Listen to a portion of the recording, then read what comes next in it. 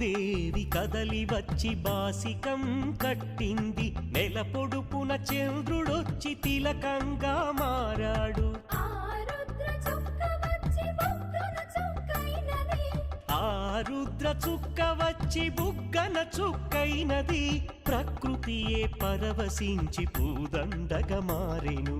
ప్రకృతియే పరవశించి పూదండగా మారెను. మాంగళ్యం తంతునానేనా మమ జీవన హేతునా కంఠే బధ్నామి శుభగే త్వం జీవ శరదాం శతం.